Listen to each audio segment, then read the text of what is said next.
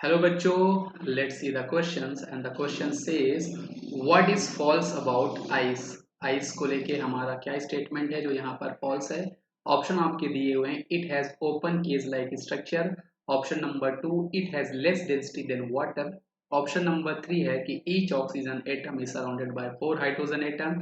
या फिर option number 4 है कि each oxygen atom has 4 hydrogen bond. तो यहाँ पर ऑप्शन नंबर 1 जो है ये it has a open cage like structure, ये आपका बिल्कुल सही स्टेटमेंट है।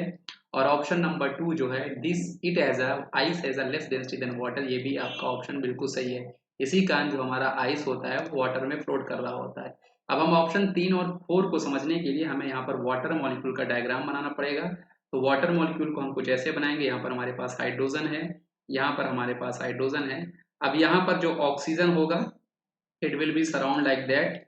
ये यहाँ पर उसने H बॉन्ड बना रखा होगा। यहाँ पर एक और हमारे पास वाटर मॉलिक्यूल होगा, उसने इस हाइड्रोजन के साथ H बॉन्ड बना रखा होगा।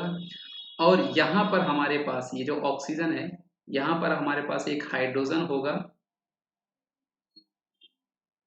और इसने वाटर के साथ H बॉन्डिंग बना रखी होगी।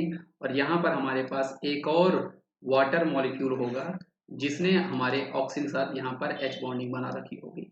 तो अगर मैं यहाँ पर आपको ऑप्शन नंबर 3 की बात करूँ कि each oxygen atom is surrounded by 4 hydrogen atom, ये स्टेटमेंट भी आपका बिल्कुल सही स्टेटमेंट है। आप डायग्राम से देख सकते हो।